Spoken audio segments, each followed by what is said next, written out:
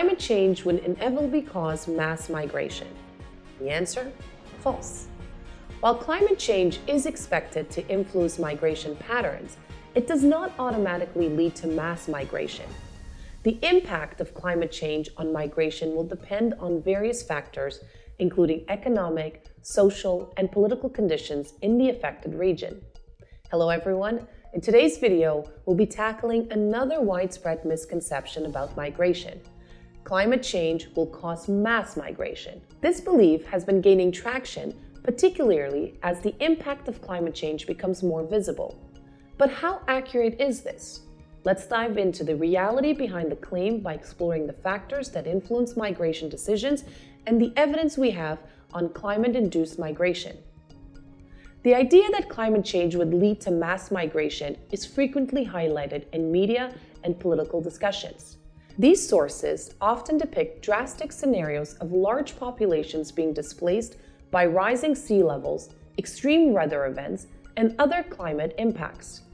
However, the reality is more nuanced. Let's start first by reviewing the historical context and evidence. Throughout history, environmental changes have indeed influenced human migration.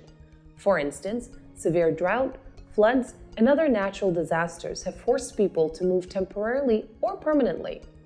However, it's important to understand that climate change is just one of many factors that influence migration decisions. Economic opportunities, social networks, political stability, and personal aspirations play also a significant role.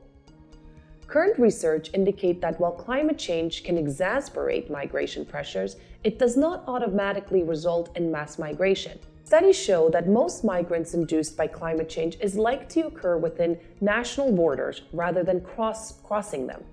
For example, people might move from rural area affected by drought to a nearby city rather than immigrating to an entire new country. Let's look at some case studies to understand how climate change influences migration in specific context. So for example, in sub-Saharan Africa, the effects of climate change are stark and multifaceted, impacted by both environment and the livelihood of millions.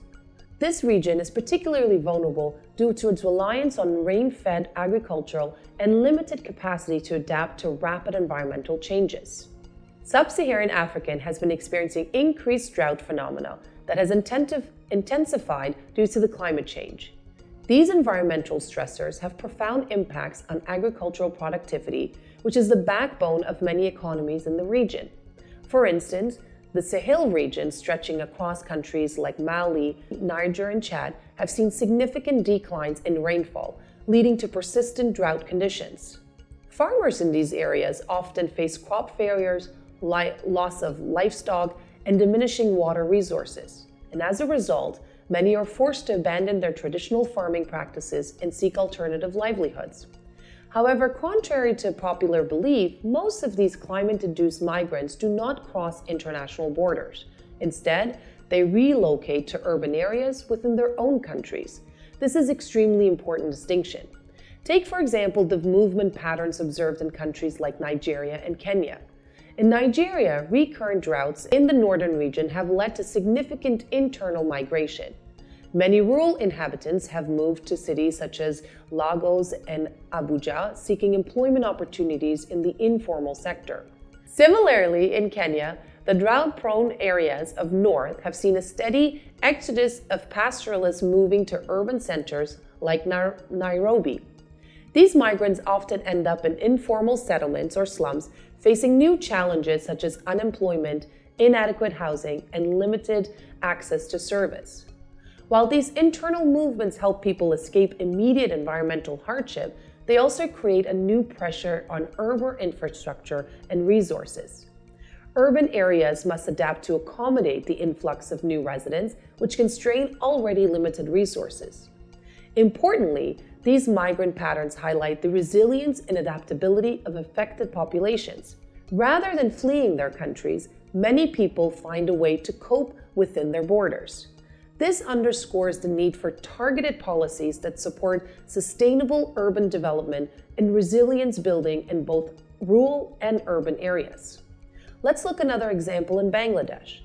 Bangladesh faces a significant threat from rising sea levels and increased flooding.